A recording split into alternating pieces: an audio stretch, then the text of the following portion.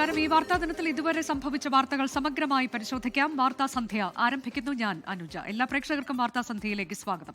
ആദ്യ വാർത്തയിലേക്ക്. രാഹുൽ മാങ്കൂട്ടത്തിൽ MLA-ക്കെതിരായ ലൈംഗിക പീഡന പരാതി അന്വേഷിക്കാൻ പ്രത്യേക സംഘത്തെ രൂപീകരിച്ചു. ACP VS ദിനരാജാണ് അന്വേഷണ ഉദ്യോഗസ്ഥൻ. DCP ദീപക് ദിൻകറിനാണ് മേൽനോട്ട ചുമതല. ഷഫീദ് റാവുത്തർ വിശദാംശങ്ങളുമായി. ഷഫീദ്, ഇന്ന് പോലീസ് ആസ്ഥാനത്ത് നിർണായക യോഗം ചേർന്നിരുന്നു. ഇപ്പോൾ അന്വേഷണ സംഘത്തെ പ്രഖ്യാപിച്ചിരിക്കുകയാണ്. ആരൊക്കെയാണ് ഈ സംഘത്തിലുള്ളത്? അർജുൻ, ഇന്ന് രാവിലെ തന്നെ നമ്മൾ വ്യക്തമാക്കിയ ഒരു കാര്യമായിരുന്നു ഈ രാഹുൽ മാങ്കൂട്ടത്തിനെതിരെയുള്ള ലൈംഗിക പീഡന പരാതി. ആ പരാതി ഗൗരവത്തിൽ കണ്ടുകൊണ്ട് ഇക്കാര്യത്തിൽ ഒരു പ്രത്യേക അന്വേഷണ സംഘത്തെ രൂപീകരിക്കാൻ സർക്കാർ തീരുമാനിച്ചിരുന്നു. മാത്രമല്ല സംസ്ഥാന പോലീസ് മേധാവി അക്കാര്യത്തിൽ നിർദ്ദേശവും നൽകിയതാണ്. ഇപ്പോൾ അതിന് പിന്നാലെ അക്കാര്യത്തിൽ തീരുമാനമായി എടുത്തിരിക്കുന്നു. തിരുവനന്തപുരം സിറ്റി പോലീസിലെ ACP VS ദിനരാജാണ് ഈ കേസിന്റെ അന്വേഷണം ഇനി നടത്തുക. അദ്ദേഹമാണ് അന്വേഷണ ഉദ്യോഗസ്ഥൻ. പല പ്രമാദമായ കൊലപാതക കേസ് ഉൾപ്പെടെ നേരത്തെ അദ്ദേഹം അന്വേഷിച്ചിട്ടുണ്ട്. നിലവിൽ ഇപ്പോൾ തിരുവനന്തപുരം നർക്കോട്ടിക് ഡിവിഷനിൽ ACP ആയി ജോലി ചെയ്തു വരികയാണ്. ACP VS ദിനരാജായിരിക്കും അന്വേഷണ ഉദ്യോഗസ്ഥൻ. തിരുവനന്തപുരം DCP ദീപക് ദിൻകറിനായിരിക്കും ഈ അന്വേഷണത്തിന്റെ മേൽനോട്ട ചുമതല. ശാസ്ത്രീയ പരിശോധനാ സംഘം, സൈബർ ഡിവിഷൻ ഉൾപ്പെടെയുള്ള വിപുലമായ ഒരു അന്വേഷണ സംഘമായിരിക്കും ഈ കേസ് അന്വേഷിക്കുക എന്നുള്ള വിവരമാണ് ഇപ്പോൾ പോലീസ് ആസ്ഥാനത്ത് നിന്ന് പുറത്തു വരുന്നത്. അല്പസമയത്തിനുള്ളിൽ ഇത് പുറപ്പെടുവിച്ചുകൊണ്ടുള്ള ഉത്തരവ് പോലീസ് ആസ്ഥാനത്ത് നിന്നും അല്ലെങ്കിൽ തിരുവനന്തപുരം സിറ്റി പോലീസ് കമ്മീഷണർ ഓഫീസിൽ നിന്നും പുറത്തിറങ്ങും. നിലവിൽ വലിയമല പോലീസിൽ രജിസ്റ്റർ ചെയ്തിരിക്കുന്ന FIR അത് നേമം പോലീസ് സ്റ്റേഷനിലേക്ക് ട്രാൻസ്ഫർ ചെയ്തിരുന്നു. അതിനെയും തിരുവനന്തപുരം ACP, അതായത് തിരുവനന്തപുരം നർക്കോട്ടിക് ACP ദിനരാജായിരിക്കും അതിന്റെ അന്വേഷണം നടത്തുക. വളരെ ഗുരുതരമായിട്ടുള്ള BNS-ലെ ഗുരുതരമായിട്ടുള്ള വകുപ്പുകൾ ചുമത്തിയായിരുന്നു ഈ കേസ് എടുത്തിരുന്നത്. മാത്രവുമല്ല ഇക്കാര്യത്തിൽ ഇതിനോടകം തന്നെ പെൺകുട്ടി പലതരത്തിലുള്ള തെളിവുകൾ, പ്രത്യേകിച്ച് ശബ്ദരേഖ, അതേപോലെ വാട്സ്ആപ്പ് ചാറ്റുകൾ, ഫോൺ വിവരങ്ങൾ ഉൾപ്പെടെയുള്ള കാര്യങ്ങൾ അന്വേഷണ സംഘത്തിന് പോലീസിനെ കൈമാറുകയും ചെയ്തിരുന്നു. അടക്കമുള്ള കാര്യങ്ങൾ ഇനി ഈ പ്രത്യേക സംഘം പരിശോധിക്കും. പെൺകുട്ടിയുടെ രഹസ്യമൊഴികൾ അടക്കമുള്ള കാര്യങ്ങൾ Neyyattinkara judicial first class magistrate കോടതി 7-ൽ കുറച്ച് മണിക്കൂറുകൾക്ക് മുൻപാണ് രേഖപ്പെടുത്തിയത്. അതേസമയം ഇക്കാര്യത്തിൽ രാഹുൽ മാങ്കൂട്ടത്തിൽ മുൻകൂർ ജാമ്യം തേടി തിരുവനന്തപുരം സെഷൻസ് കോടതിയെ സമീപിച്ച വിവരങ്ങളും ഇന്ന് പുറത്തു വന്നിട്ടുണ്ട്. ഏതായാലും ഈ കേസിന്റെ അന്വേഷണം അതിന്റെ ഗൗരവ സ്വഭാവം പരിഗണിച്ചുകൊണ്ടാണ് പ്രത്യേക അന്വേഷണ സംഘത്തിന് രൂപം നൽകിയത്. മുഖ്യമന്ത്രി പെൺകുട്ടി നേരിൽ കണ്ട് പരാതി നൽകുമ്പോൾ മുഖ്യമന്ത്രി തിരിച്ചു കൊടുത്തൊരു ഉറപ്പ് ഈ കേസിന്റെ അന്വേഷണം സുതാര്യമായി നടക്കും എന്നുള്ളതാണ്. ആ ഉറപ്പിന്റെ പശ്ചാത്തലത്തിൽ കൂടിയാണ് ഒരു കാര്യം കൂടി, ഇതിലൊരു വനിതാ ഉദ്യോഗസ്ഥ കൂടി ഉണ്ടാകാൻ സാധ്യതയുണ്ടെന്ന് നമ്മൾ വാർത്ത നൽകിയിരുന്നു. പക്ഷെ അതിലെന്താണ് സ്ഥിരീകരണം? അനുജ, ഇക്കാര്യത്തിൽ അതായത് ഈ അന്വേഷണ സംഘത്തിൽ വനിതാ ഉദ്യോഗസ്ഥർ ഉണ്ടാകും എന്നുള്ളത് ഉറപ്പാണ്. മാത്രവുമല്ല ഇതിന്റെ തുടർ പ്രവർത്തനങ്ങളടക്കം തുടർ നടപടികളടക്കം എടുക്കുക അത് വനിതാ ഉദ്യോഗസ്ഥയായിരിക്കും. അത് ആര് എന്നുള്ളത് നോക്കും. മാത്രവുമല്ല നിലവിൽ ഇപ്പോൾ ഈ VS ദിനരാജിനെ അന്വേഷണ ഉദ്യോഗസ്ഥനാക്കിയത് ഇതിന്റെ ശാസ്ത്രീയ പരിശോധന, അതേപോലെ തന്നെ ഈ അന്വേഷണം വേഗത്തിൽ നടത്തുക, അതിന് നേരത്തെ ഇത്തരം കേസുകൾ അന്വേഷിച്ച് പരിചയമുള്ള ഒരു ഉദ്യോഗസ്ഥൻ ആവശ്യമാണ്. അതിന്റെ പശ്ചാത്തലത്തിലാണ് ഇപ്പോൾ VS ദിനരാജിനെ അന്വേഷണ ഉദ്യോഗസ്ഥനാക്കിയിട്ടുള്ളത്. നേരിട്ട് ഒരു മുതിർന്ന ഉദ്യോഗസ്ഥൻ തന്നെ മേൽനോട്ട ചുമതല വഹിക്കുകയും ചെയ്യും. സംസ്ഥാന പോലീസ് മേധാവി അന്വേഷണ പുരോഗതി വിലയിരുത്തും എന്നുള്ളതും നമുക്കൊരു വിവരമായി ലഭിക്കുന്നുണ്ട്. രാഹുൽ മാങ്കൂട്ടത്തിൽ MLA-ക്കെതിരായ ലൈംഗിക പീഡന പരാതി അന്വേഷിക്കാൻ പ്രത്യേക സംഘത്തെ രൂപീകരിച്ചിരിക്കുന്നു. തിരുവനന്തപുരം ACP VS ദിനരാജാണ് അന്വേഷണ ഉദ്യോഗസ്ഥൻ. തിരുവനന്തപുരം DCP ദീപക് ദിൻകറിന് മേൽനോട്ട ചുമതല. ഷഫീദ് റാവുത്തറാണ് വിവരങ്ങൾ നൽകിയത്. ലൈംഗിക പീഡന കേസിൽ ഒളിവിലുള്ള രാഹുൽ മാങ്കൂട്ടത്തിൽ MLA-ക്കെതിരെ പോലീസിന്റെ ലുക്കൌട്ട് നോട്ടീസ്. പ്രതി വിദേശത്തേക്ക് കടക്കാതിരിക്കാനാണ് പോലീസിന്റെ നീക്കം. അതിനിടെ മുൻകൂർ ജാമ്യാപേക്ഷയുമായി രാഹുൽ മാങ്കൂട്ടത്തിൽ MLA തിരുവനന്തപുരം സെഷൻസ് കോടതിയെ സമീപിച്ചു. മുൻകൂർ ജാമ്യാപേക്ഷ തിങ്കളാഴ്ച പരിഗണിക്കും. ഇന്നലെ വൈകിട്ട് 5:45 വരെ പാലക്കാട് നഗരമേഖലയിൽ ഉണ്ടായിരുന്ന രാഹുൽ മാങ്കൂട്ടത്തിൽ ഇപ്പോൾ എവിടെയെന്നതിൽ വ്യക്തതയില്ല. ഇന്ന് രാവിലെ രാഹുലിന്റെ ഫോൺ സ്വിച്ച് ഓൺ ആയിരുന്നെങ്കിലും പ്രതികരണമില്ല. ഇതിനിടെ ഇന്ന് രാവിലെ പാലക്കാട്ട് രാഹുലിന്റെ MLA ഓഫീസ് തുറന്നു. സാധാരണ ഓഫീസ് വൈകിട്ട് 5 മണിക്ക് അടയ്ക്കും, രാവിലെ 9:30 തുറക്കുകയും ചെയ്യുന്ന രീതി തുടർന്ന് വരുന്നുണ്ട്. ഇല്ല, കിട്ടിയിട്ടില്ല ഫോണിൽ. ഇന്നലെ ഉച്ചയ്ക്ക് ഞങ്ങൾ 12 മണിക്ക് ഞങ്ങൾ ഒരുമിച്ച് കണ്ടിരുന്നു. പിന്നെ അതിനുശേഷം കണ്ടിട്ടില്ല. ഫോണിൽ പിന്നെ ഓഫാണെന്ന് മാധ്യമങ്ങളോട് അറിയിച്ചു ചെയ്ത് പിന്നെ ഞാൻ ട്രൈ ചെയ്തിട്ടില്ല, കിട്ടിയിട്ടില്ല. പ്രതിയായ രാഹുൽ വിദേശത്തേക്ക് കടക്കാതിരിക്കാനാണ് പോലീസിന്റെ ലുക്കൌട്ട് നോട്ടീസ്. വിമാനത്താവളങ്ങളിൽ ഉൾപ്പെടെ രാഹുലിനായി ലുക്കൌട്ട് നോട്ടീസ് ഇറക്കി. പോലീസ് അറസ്റ്റ് നീക്കം നടത്തുന്നതിനിടെ മുൻകൂർ ജാമ്യാപേക്ഷയുമായി രാഹുൽ മാങ്കൂട്ടത്തിൽ MLA തിരുവനന്തപുരം സെഷൻസ് കോടതിയെ സമീപിച്ചു. പെൺകുട്ടിയുമായി സൗഹൃദം ഉണ്ടായിരുന്നുവെന്ന് ഹർജിയിൽ രാഹുൽ പറയുന്നു. കേസിന്റെ വിവരങ്ങൾ അറിഞ്ഞു കഴിയുമ്പോൾ അടുത്ത നടപടി സ്വീകരിക്കും. വകുപ്പുകളൊക്കെ അറിഞ്ഞു, പക്ഷേ എവിടെയാണ് കൊടുക്കേണ്ടതെന്നുള്ളതൊക്കെ അവർ തീരുമാനിച്ചിട്ടില്ല. വലിയ തുടങ്ങി അവർ പിന്നെ നിയമത്തേക്ക് വന്നു. ഗോൾ പോസ്റ്റ് എവിടെയാന്ന് പറഞ്ഞിട്ട് എങ്കിലേ ഗോൾ അടിക്കാൻ പറ്റും. സംസ്ഥാന പോലീസ് മേധാവിയാണ് ഇക്കാര്യത്തിൽ നിർദ്ദേശം നൽകിയത്. പോലീസ് ആസ്ഥാനത്ത് ഇതുമായി ബന്ധപ്പെട്ട യോഗങ്ങളും ചേരുന്നുണ്ട്. 24 തിരുവനന്തപുരം.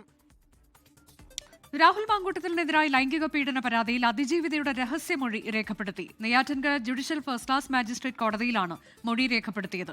രാഹുലിനെതിരെ ഗുരുതര പരാമർശങ്ങളാണ് FIR-ൽ ഉള്ളത്. അതിജീവിത അനുഭവിച്ച ക്രൂരപീഡനങ്ങൾ തീയതി ഉൾപ്പെടെ വിവരിച്ച് വ്യക്തമായിട്ടാണ് പോലീസ് FIR തയ്യാറാക്കിയത്. 2025 മാർച്ച് 4 തൃക്കണ്ണാപുരത്തെ അതിജീവിതയുടെ ഫ്ളാറ്റിലെത്തിയ രാഹുൽ മാങ്കൂട്ടത്തിൽ ദേഹോപദ്രവമേൽപ്പിച്ച് ലൈംഗിക ബന്ധത്തിലേർപ്പെട്ടു. മാർച്ച് 17 ഭീഷണിപ്പെടുത്തി അതിജീവിതയുടെ നഗ്ന ദൃശ്യങ്ങൾ പകർത്തി. ബന്ധം പുറത്തു പറഞ്ഞാൽ ജീവിതം നശിപ്പിക്കുമെന്ന് തുടർച്ചയായ ഭീഷണി. അതിജീവിത ഗർഭിണിയാണെന്നറിഞ്ഞിട്ടും നിരന്തര പീഡനം തുടർന്നു. രാഹുൽ മാങ്കൂട്ടത്തിലിനെ കൂടാതെ സുഹൃത്തും അടൂർ സ്വദേശിയുമായ ജോബി ജോസഫിനെയും പ്രതി ചേർത്തിരുന്നു.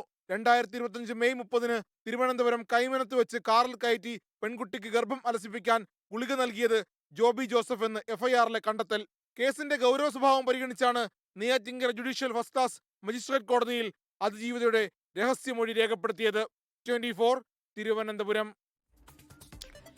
രാഹുൽ മാങ്കൂട്ടത്തിൽ MLA-ക്കെതിരായ കേസിൽ അതിജീവിതയെ അധിക്ഷേപിച്ചും പ്രതിക്ക് പ്രതിരോധമൊരുക്കിയും ഒരു വിഭാഗം കോൺഗ്രസ് നേതാക്കൾ.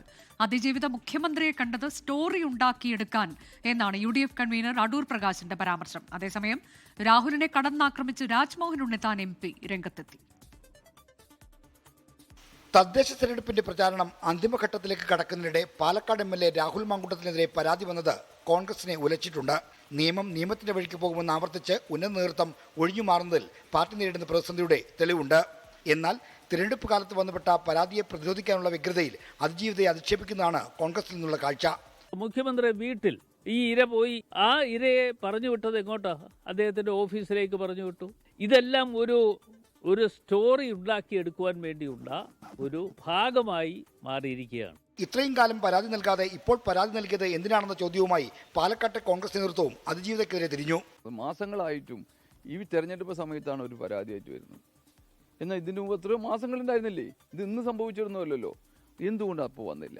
KPCCയുടെ മുൻ അധ്യക്ഷൻ MM ഹസനെ പോലുള്ള നേതാക്കളും മുഖ്യമന്ത്രിക്ക് പരാതി നൽകിയതിനെ വിമർശിക്കുന്നു. എന്നാൽ കോൺഗ്രസിലെ എല്ലാ നേതാക്കൾക്കും ഈ സമീപനമില്ല. വടി കൊടുത്ത് രാഹുൽ മാങ്കൂട്ടത്തിൽ അടി വാങ്ങിക്കുകയായിരുന്നു. വലിയ രാഷ്ട്രീയ ഭാവി ഉണ്ടായിരുന്ന ഒരു ചെറുപ്പക്കാരൻ സ്വയം ആ ഭാവി ഇല്ലാതാക്കാൻ വേണ്ടി അദ്ദേഹം നടത്തിയ നീക്കങ്ങളെ ഞാൻ അങ്ങനെയാണ് കാണുന്നത്. രാഹുൽ മാങ്കൂട്ടത്തിനെതിരായ പരാതിയിൽ നേരത്തെ തന്നെ നടപടിയെടുത്തിട്ടുണ്ടെന്നാണ് KPCCയുടെയും ഹൈക്കമാൻഡിന്റെയും നിലപാട്. നിയമപരമായിട്ട് മുന്നോട്ട് പോകണം. നിയമപരമായി മുന്നോട്ട് പോകുന്നത് പൂർണ്ണമായിട്ടും നമ്മളെല്ലാം സ്വാഗതം ചെയ്യുകയാണ്. ഇത്തരം കാര്യങ്ങൾക്ക് പരാതി വന്നാൽ എടുക്കുന്ന നിയമത്തിൻ്റെ വഴിയിൽ തന്നെ പോട്ടെ. പീഡന പരാതിയിൽ അറസ്റ്റുണ്ടായാൽ രാഹുൽ മാങ്കൂട്ടത്തിലിനെ പാർട്ടിയിൽ നിന്ന് പുറത്താക്കണമെന്ന ആവശ്യവും കോൺഗ്രസിന് മുന്നിലുണ്ട്. 24 തിരുവനന്തപുരം. രാഹുൽ മാങ്കൂട്ടത്തിനെതിരെ നിലപാടെടുത്തത് ബോധ്യത്തിന്റെ അടിസ്ഥാനത്തിലെന്ന് പ്രതിപക്ഷ നേതാവ് VD സതീശൻ. അറബിക്കടൽ ഇരമ്പി വന്നാലും എടുത്ത നിലപാടിൽ മാറ്റമില്ല. KPCC അധ്യക്ഷൻ നിലപാട് പറഞ്ഞതിനപ്പുറം ഒന്നും പറയാനില്ല. കൂടുതൽ ചോദ്യങ്ങൾക്ക് നോ കമന്റ്സ് എന്നും VD സതീശൻ മറുപടി നൽകി. ബോധ്യങ്ങളിൽ നിന്നാണ് നിലപാടുകൾ എടുക്കണം. ബോധ്യങ്ങളിൽ നിന്ന് നമ്മുടെ കൺവിക്ഷനാണ്. അത് എൻ്റെ മാത്രമല്ല, നേതൃത്വത്തിൻ്റെ കൂട്ടായ തീരുമാനമാണത്. കൺവിക്ഷനാണത്. അത് ആൾക്കൂട്ടം പറഞ്ഞാൽ മാറില്ല.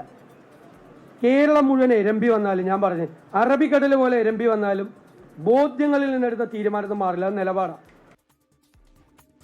ഇനി ഇന്നത്തെ മറ്റൊരു പ്രധാനപ്പെട്ട വാർത്തയിലേക്ക്. ഇടുക്കി മൂന്നാർ ആനച്ചാലിൽ സ്കൈ ഡൈനിങ്ങിൽ വിനോദസഞ്ചാരികൾ കുടുങ്ങി. 2 കുട്ടികൾ ഉൾപ്പെടെ 5 പേരാണ് 4.5 മണിക്കൂറോളം 120 അടി ഉയരത്തിൽ കുടുങ്ങിക്കിടന്നത്. അഗ്നിരക്ഷാസേനയുടെ സാഹസികമായ ഇടപെടലിൽ 5 പേരെയും സുരക്ഷിതരായി താഴെ ഇറക്കി. സ്കൈ ഡൈനിങ് നടത്തിപ്പുകാർക്ക് അനാസ്ഥയുണ്ടായി എന്നാണ് പ്രാഥമിക വിലയിരുത്തൽ. വിശദമായ അന്വേഷണം നടത്താൻ ദേവികുളം തഹസിൽദാർ നിർദ്ദേശം നൽകി.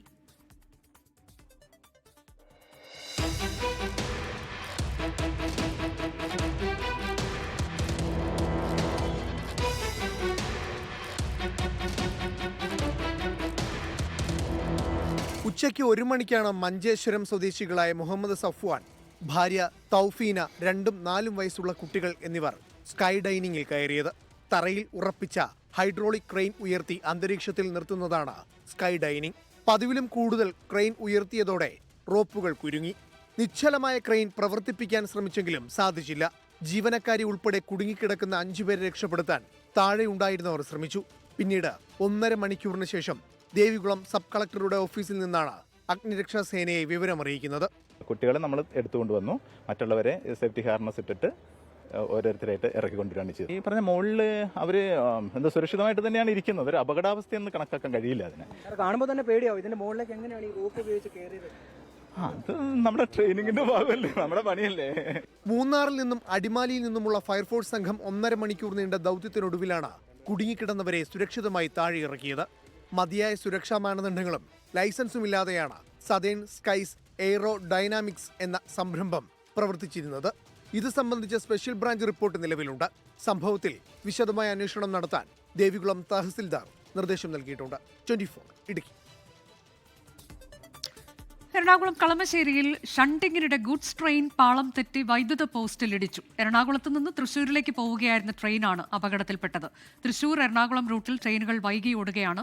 എറണാകുളം പാലക്കാട് പാസഞ്ചർ റദ്ദാക്കി. ഗതാഗതം പൂർണ്ണമായി പുനഃസ്ഥാപിക്കാനുള്ള ശ്രമം തുടരുകയാണ്. ഇപ്പോൾ ഈ ട്രെയിൻ വൈദ്യുതി പോസ്റ്റിൽ ഇടിച്ച ഇടത്തു നിന്നുള്ള ഏറ്റവും പുതിയ ദൃശ്യങ്ങൾ, തത്സമയ ദൃശ്യങ്ങളാണ് പ്രേക്ഷകർ കാണുന്നത്. ട്രെയിൻ പാളം തെറ്റി അതിനുശേഷം വൈദ്യുതി പോസ്റ്റിലിടിച്ചു. വൈദ്യുതി കുറച്ചു സമയം നിലച്ചിരുന്നു. ആ ട്രെയിൻ തിരിച്ച് പൂർവ്വസ്ഥിതിയിലാക്കാനുള്ള ശ്രമങ്ങൾ അത് തുടരുകയാണ്. അടുത്ത വാർത്ത, ഡിറ്റ്വ ചുഴലിക്കാറ്റിൽ ശ്രീലങ്കയിൽ വൻ നാശനഷ്ടം. കനത്ത മഴയിൽ 56 പേർക്ക് ജീവൻ നഷ്ടമായി. 600ഓളം വീടുകൾ തകർന്നു. ചുഴലിക്കാറ്റ് ഞായറാഴ്ച പുലർച്ചെ വടക്കൻ തമിഴ്നാട്ടിൽ തീരം തൊടുമെന്നാണ് മുന്നറിയിപ്പ്.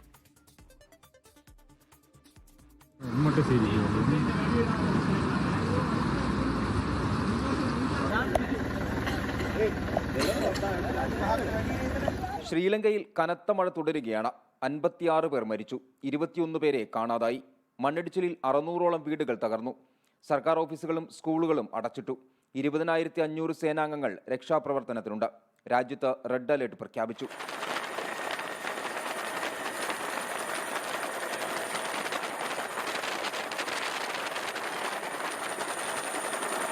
നിലവിൽ ചെന്നൈ തീരത്ത് നിന്നും 530 കിലോമീറ്റർ അകലെയാണ് ഡിറ്റ്വ. 60 മുതൽ 80 കിലോമീറ്റർ വരെ വേഗത്തിൽ ചുഴലിക്കാറ്റ് തീരം തൊടുമെന്നാണ് മുന്നറിയിപ്പ്. നോർത്ത് തമിഴ്നാട്, പുതുച്ചേരി, ആന്ധ്രാപ്രദേശ്, കേരളം എന്നിവിടങ്ങളിൽ ജാഗ്രതാ നിർദ്ദേശം നൽകിയിട്ടുണ്ട്. മഴ തുടരുന്ന സാഹചര്യത്തിൽ തമിഴ്നാട്ടിലെ 4 ജില്ലകളിൽ ഇന്ന് റെഡ് അലേർട്ടാണ്. സുരക്ഷാ ക്രമീകരണങ്ങളെല്ലാം പൂർത്തിയാക്കിയെന്നും ഭയപ്പെടേണ്ട സാഹചര്യമില്ലെന്നും മുഖ്യമന്ത്രി എം.കെ. സ്റ്റാലിൻ പറഞ്ഞു. മോശം കാലാവസ്ഥയെ തുടർന്ന് കൊളംബോയിലേക്കുള്ള 4 വിമാനങ്ങൾ തിരുവനന്തപുരത്ത് ലാൻഡ് ചെയ്തു. 24 ചെന്നൈ. മുഖ്യമന്ത്രി പദത്തെ ചൊല്ലി കർണാടക കോൺഗ്രസിലുണ്ടായ തർക്കം പരിഹരിക്കാൻ നേതൃത്വത്തിന്റെ തിരക്കിട്ട നീക്കം. മുഖ്യമന്ത്രി സിദ്ധരാമയ്യയെയും ഉപമുഖ്യമന്ത്രി ഡി.കെ. ശിവകുമാറിനെയും ഡൽഹിയിലേക്ക് വിളിപ്പിച്ച് ഉടൻ ചർച്ച നടത്തും. ഒന്നിനും തിരക്കില്ലെന്ന് ഉപമുഖ്യമന്ത്രി ഡി.കെ. ശിവകുമാർ പറഞ്ഞു. മുംബൈയിൽ സ്വകാര്യ പരിപാടിക്ക് എത്തിയപ്പോഴായിരുന്നു ഡി.കെ. ശിവകുമാറിന്റെ പ്രതികരണം. മുഖ്യമന്ത്രി പദത്തെക്കുറിച്ചുള്ള ചോദ്യത്തിന് ഒന്നിനും തിരക്കില്ലെന്ന് ശിവകുമാറിന്റെ മറുപടി. ഹൈക്കമാൻഡുമായി വിഷയം ചർച്ച ചെയ്തിട്ടില്ലെന്നും ശിവകുമാർ. മുഖ്യമന്ത്രി സിദ്ധരാമയ്യയെയും ഉപമുഖ്യമന്ത്രി ഡി.കെ. ശിവകുമാറിനെയും ഹൈക്കമാൻഡ് ഡൽഹിക്ക് വിളിപ്പിച്ചിട്ടുണ്ട്. ഈ ആഴ്ചയിൽ തന്നെ തർക്കം പരിഹരിക്കാനാണ് കേന്ദ്ര നേതൃത്വത്തിന്റെ നീക്കം. അതിനിടെ സമൂഹ മാധ്യമത്തിലും വാക്പോരുമായി ഇരു നേതാക്കളും രംഗത്തെത്തി. വാക്കിന്റെ ശക്തിയാണ് ലോകത്തിന്റെ ശക്തിയെന്ന് ഡി.കെ. ശിവകുമാർ എക്സിൽ കുറിച്ചു. ജനങ്ങൾക്ക് നൽകിയ ഓരോ വാക്കും പാലിച്ചുകൊണ്ടിരിക്കുന്നുവെന്ന മറുപടിയായിരുന്നു സിദ്ധരാമയ്യ എക്സിൽ പോസ്റ്റ് ചെയ്തത്. 24 ബംഗളൂരു. ഡൽഹി സ്ഫോടനവുമായി ബന്ധപ്പെട്ട് വൈറ്റ് കോളർ സംഘത്തിലെ ഡോക്ടർ ഷഹീൻ ഷാഹിദിനെ ഫരീദാബാദിൽ എത്തിച്ച് NIA ചോദ്യം ചെയ്യുന്നതിന്റെ ഭാഗമായാണ് നടപടി. വൈറ്റ് കോളർ സംഘത്തിന് ജമ്മുകശ്മീർ പോലീസ് അന്വേഷിക്കുന്ന ഭീകര സംഘവുമായി ബന്ധമുണ്ടെന്ന് കണ്ടെത്തി. ഡൽഹി സ്ഫോടന കേസിലെ പ്രതിയും വൈറ്റ് കോളർ ഭീകര സംഘാംഗവുമായ വനിതാ ഡോക്ടർ ഷഹീൻ ഷഹീദിനെ ഇന്ന് രാവിലെയാണ് അന്വേഷണ സംഘം ഫരീദാബാദിൽ എത്തിച്ചത്. അൽഫല സർവകലാശാലയിൽ എത്തിച്ച ചോദ്യം ചെയ്യലും തെളിവെടുപ്പും നടത്തും.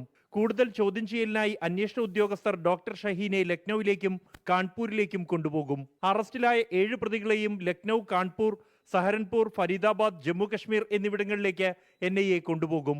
ഈ 5 നഗരങ്ങൾ കേന്ദ്രീകരിച്ചാണ് വൈറ്റ് കോളർ സംഘം പ്രവർത്തിച്ചതെന്ന് കണ്ടെത്തിയിട്ടുണ്ട്. വൈറ്റ് കോളർ സംഘത്തിന് സാമ്പത്തികവും സാങ്കേതികവുമായ സഹായം നൽകിയ മറ്റാളുകളിലേക്ക് അന്വേഷണം വ്യാപിപ്പിച്ചതായി ഏജൻസി വൃത്തങ്ങൾ അറിയിച്ചു.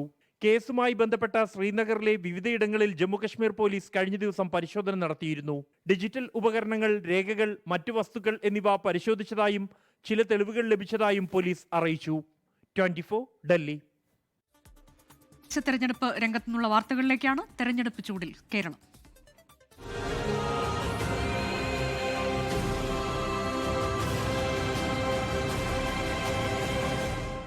Panchayat co-sponsored by വോക്കറു ധരിക്കൂ, നടന്നുകൊണ്ടേയിരിക്കൂ. പത്തനംതിട്ട അടൂർ നഗരസഭ 1-ാം വാർഡിൽ ഒരു വീട്ടു നമ്പറിൽ 226 പേർക്ക് വോട്ടെന്ന ആരോപണം. തെരഞ്ഞെടുപ്പ് കമ്മീഷന് CPIM പരാതി നൽകി. വോട്ട് ചേർത്തിരിക്കുന്നത് പൊളിച്ചു മാറ്റിയ വീടിന്റെ പേരിൽ എന്നാണ് നേതാക്കൾ ആരോപിച്ചത്. നഗരസഭ 1-ാം വാർഡിലെ വോട്ടർ പട്ടികയിൽ അടിമുടി ക്രമക്കേടെന്നാണ് CPM ആക്ഷേപം. ഒരു വീട്ടു നമ്പറിൽ 226 പേർക്കാണ് വോട്ടർ പട്ടികയിൽ പേരുള്ളത്. വ്യത്യസ്ത മതത്തിൽപ്പെട്ടവരുടെ പേരുകളാണ് ഒരു വീട്ടു നമ്പറിൽ രേഖപ്പെടുത്തിയിരിക്കുന്നത്. 1-ാം വാർഡിലെ പൊളിച്ചുമാറ്റിയ വീടിന്റെ പേരിലാണ് വോട്ട് ചേർത്തതെന്നും വോട്ടർ പട്ടികയിൽ വ്യാപക ക്രമക്കേടെന്നും CPIM നേതാവ് PB ഹർഷകുമാർ.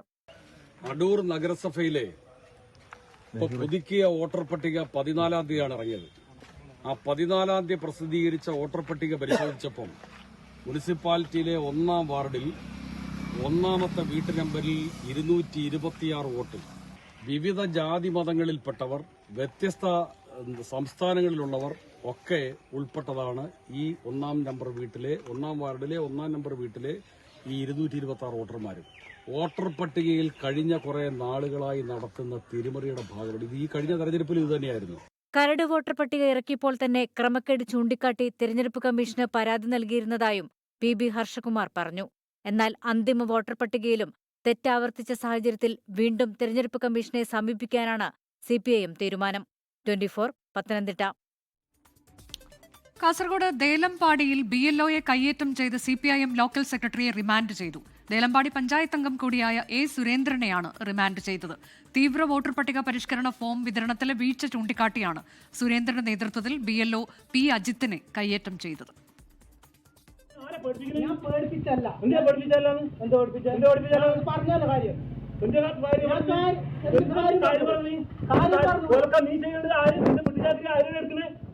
ഇന്നലെ രാവിലെ 10 മണിയോടെ ദേലമ്പാടി പയറടുക്കയിൽ നടത്തിയ ക്യാമ്പിൽ വച്ചാണ് ഉദുമ നിയോജക മണ്ഡലത്തിലെ ബൂത്ത് നമ്പർ 78-ലെ BLO P അജിത്തിനെ CPIM പാണ്ടി ലോക്കൽ സെക്രട്ടറിയും ദേലമ്പാടി പഞ്ചായത്ത് അംഗവുമായ സുരേന്ദ്രന്റെ നേതൃത്വത്തിൽ കയ്യേറ്റം ചെയ്തത്. തീവ്ര വോട്ടർ പട്ടിക പരിഷ്കരണവുമായി ബന്ധപ്പെട്ട ഫോം വിതരണത്തിലെ വീഴ്ച ചൂണ്ടിക്കാട്ടി സുരേന്ദ്രനും BLO P അജിത്തും തമ്മിൽ വാക്കുതർക്കമുണ്ടായിരുന്നു. ഇതിന് പിന്നാലെയാണ് ക്യാമ്പിൽ വെച്ച് ബൂത്ത് ലെവൽ ഓഫീസറെ കയ്യേറ്റം ചെയ്തത്.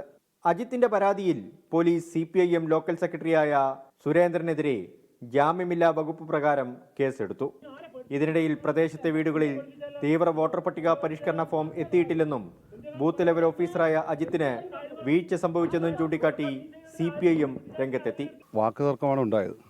അത് നിങ്ങൾ ഉൾപ്പെടെ നൽകിയിട്ടുള്ള വീഡിയോയിൽ ഒരു അക്രമത്തിൻ്റെ ദൃശ്യമില്ല.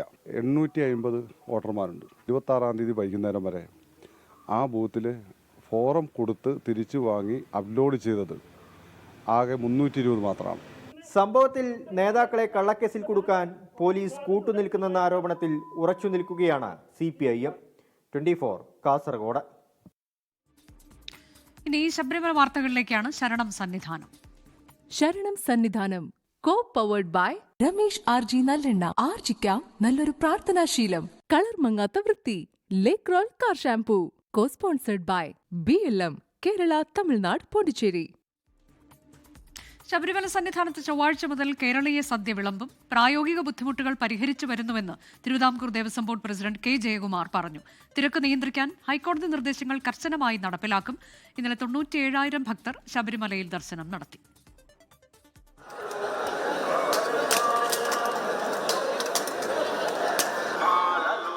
ചോറ്, പരിപ്പ്, സാമ്പാർ, അവിയൽ, അച്ചാർ, തോരൻ, പപ്പടം, പായസം എന്നിങ്ങനെ ചുരുങ്ങിയത് 7 വിഭവങ്ങൾ ഇനി മുതൽ സന്നിധാനത്തെ ഉച്ചഭക്ഷണ മെനുവിൽ ഉണ്ടാകും. സദ്യയ്ക്കുള്ള പായസം ഓരോ ദിവസവും മാറി മാറി നൽകും. ഭക്ഷണം നൽകാൻ പ്രത്യേക പ്ലേറ്റുകൾ എത്തിക്കും. ദേവസ്വം ബോർഡ് പ്രസിഡന്റിന്റെ അധ്യക്ഷതയിൽ ചേർന്ന അവലോകന യോഗത്തിലാണ് തീരുമാനം. തിങ്കളാഴ്ച തൊട്ട് കൊടുക്കണമെന്നായിരുന്നു എൻ്റെ അഭിപ്രായം. പക്ഷേ അത് പ്രായോഗിക ബുദ്ധിമുട്ടായിരുന്നു. ചൊവ്വാഴ്ച മുതൽ നമ്മുടെ സദ്യ കഴിക്കാം. ക്രമീകരണങ്ങളൊക്കെ ആയിട്ടുണ്ട്. കാരണം പാത്രം വാങ്ങണം. ഇലയിൽ സദ്യ വിളമ്പാൻ പ്രായോഗിക ബുദ്ധിമുട്ടുണ്ട്. എന്ന് വെച്ചാൽ ഇല കിട്ടുന്നത് മാത്രമല്ല, ഇല ഡിസ്പോസലാണ് പ്രശ്നം. ആനയെ ആകർഷിക്കുന്നവരെ പറയുന്നതിന് ഇത്ര ഇല ഇവിടെ വന്നാൽ. തിരക്ക് നിയന്ത്രിക്കാൻ ഹൈക്കോടതി നിർദ്ദേശങ്ങൾ കർശനമായി നടപ്പിലാക്കും. പോലീസിൻ്റെ നിയന്ത്രണത്തിൽ കുറച്ചുകൂടെ മാറ്റങ്ങൾ വരും. അത് ശ്രീജിത്തിന് അറിയാം. അതുകൊണ്ടാണ് ഇന്നലെ നമ്മൾ എരുമേലിയിലും അത് കുറച്ച് കർശനമായിട്ട് തന്നെ പറഞ്ഞത്. കാനനപാത വഴി അനധികൃത പാതകളിലൂടെ വരാൻ പാടില്ല. ഇന്നലെ 97,358 ഭക്തരാണ് സന്നിധാനത്ത് ദർശനം നടത്തിയത്. 1000-ന് മുകളിൽ തീർത്ഥാടകർ പ്രതിദിനം പുല്ലുമേട് വഴിയും ശബരിമലയിൽ എത്തുന്നുണ്ട്. 24 സന്നിധാനം. ആദ്യകാല കോൺഗ്രസ് പ്രവർത്തക കല്ലറ സരസമ്മ നായരുടെ സംസ്കാര ചടങ്ങുകൾ നാളെ രാവിലെ തിരുവനന്തപുരം കവടിയാറിലെ മകളുടെ വസതിയായ ഉദയ പാലസിൽ പൊതുദർശനം നടക്കും. ഉച്ചകഴിഞ്ഞ് 3 മണിക്ക് കല്ലറയിലെ വസതിയിലായിരിക്കും സംസ്കാരം. നടിമാരായ അംബിക നായർ, രാധ എന്നിവരുടെ മാതാവാണ് കല്ലറ സരസമ്മ. മല്ലിക നായർ, മല്ലികാർജുൻ നായർ, സുരേഷ് നായർ എന്നിവർ മറ്റു മക്കളാണ്. കല്ലറ ഗ്രാമത്തിൽ നിന്ന് ചെന്നൈയിലെ സിനിമാ മേഖലയിലേക്കും ഡൽഹിയിലെ രാഷ്ട്രീയ വൃത്തത്തിലേക്കും മക്കളുമായി വിജയഗാഥ രചിച്ച ചരിത്രമാണ് കല്ലറ സരസമ്മയുടേത്. ലോകത്തെവിടെയായാലും ഏത് സമയത്തും 24 വാർത്തകളും ഓഗ്മെന്റഡ് റിയാലിറ്റി പാക്കേജുകളും എക്സ്പ്ലെയിനറുകളും വിശദമായി കാണാൻ ഞങ്ങളുടെ യൂട്യൂബ് ചാനൽ നിങ്ങൾക്ക് സബ്സ്ക്രൈബ് ചെയ്യാം.